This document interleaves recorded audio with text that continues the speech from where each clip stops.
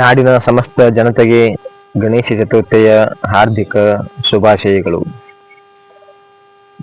ಗಣಪತಿ ಕುಣಿಸೋದಪ್ಪ ಅಂದ್ರ ಎಲ್ಲರಿಗೂ ಒಂದು ಎಲ್ಲಿಲ್ಲದ ಸಂಭ್ರಮ ಸಡಗರ, ಹೌದಾ? ಆದ್ರ ಅದೇ ಗಣಪತಿ ಕುಣಿಸೋದು ಮತ್ತು ಅದರಲ್ಲಿ ಆ ಒಂದು ಸಂದರ್ಭದಾಗ ಆಚರಿಸ್ತಕ್ಕಂಥ ಒಂದು ಕೆಲವು ಚಟುವಟಿಕೆಗಳು ಇರ್ತಾವು.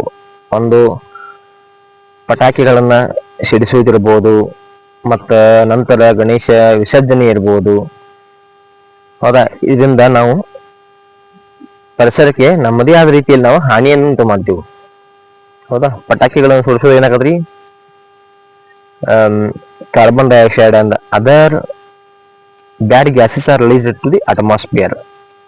ವಾತಾವರಣಕ್ಕೆ ಬೇರೆ ಬೇರೆ ನಮ್ಗೆ ಒಂದು ಹಾನಿಕಾರಕ ಆದಂತಹ ಗ್ಯಾಸಸ್ ಅನಿಲಗಳನ್ನು ನಾವು ಬಿಡುಗಡೆ ಮಾಡ್ತೀವಿ ಅವು ಪಟಾಕಿಗಳನ್ನ ಸುಡುವುದರಿಂದ.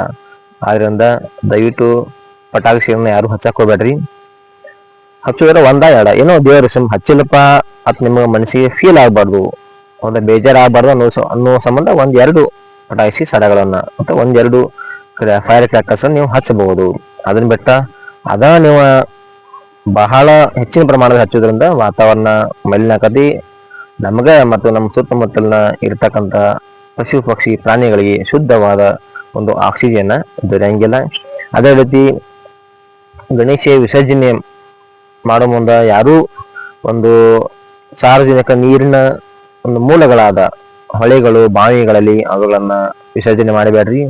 ಒಂದೊಂದು ನಗರಸಭೆಯವರು ಇಟ್ಟಂತ ಒಂದು ನೀರಿನ ತೊಟ್ಟಿಗಳಲ್ಲಿ ಅಥವಾ ನಿಮ್ಮ ಮನೆ ಮುಂದೆ ಒಂದು ಬಕೆಟ್ಗಳನ್ನ ಇಟ್ಟು ನೀವು ಅದರಲ್ಲಿ ವಿಸರ್ಜನೆ ಮಾಡುವುದರ ಮೂಲಕ ನೀರಿನ ಮೂಲಗಳನ್ನು ನಾವು ಶುದ್ಧ ನೀರಿನ ಮೂಲಗಳನ್ನು ಕಾಪಾಡಿಕೊಂಡು ಹೋಗ್ಬೋದು. ಮತ್ತು ಸಾಧ್ಯ ಅಷ್ಟೇ ಮಣ್ಣಿನ ಗಣಪತಿಗಳನ್ನ ಯೂಸ್ ಮಾಡ್ರಿ. ನಾಟ್ ಪೇಂಟೆಡ್ ಅಂದ್ರೆ ಕಲರ್ ಮಾಡಿರ್ಲಾರ್ದಂತ ಬರೀ ಮನೇಲಿ ಶೇಪ್ ಮಾಡಿದಂತ ಗಣಪತಿಗಳನ್ನ ಮಾತ್ರ ಯೂಸ್ ಮಾಡ್ರಿ. ಇದರಿಂದ ಏನಾಗತಿ, ನೀವು ಒಂದು ಪರಿಸರದಲ್ಲಿ ಒಂದು ನೆಮ್ಮದಿ ಆದಂತ ಒಂದು ಕಾಣಿಕೆಯನ್ನ ನೀವು ಪರಿಸರ ಉಳಿಸಾಕ ನೀವು ನೆಮ್ಮದಿ ಆದಂತ ಒಂದು ಕಾಣಿಕೆಯನ್ನು ಕೊಡಬಹುದು. ಮತ್ತು ಒಂದು ಬಕೆಟ್ನಾಗ ಅವುಗಳನ್ನ ವಿಸರ್ಜನೆ ಮಾಡಿದ ನಂತರ ಆ ಒಂದು ಮಣ್ಣಿನಲ್ಲಿ ನೀವು ಗಿಡಗಳನ್ನು ಸಹ ನೆಡಬಹುದು, ಹೌದಾ? ಆ ಮಣ್ಣಿನಾಗ ಗಿಡಗಳನ್ನ ನೆಡಬಹುದು.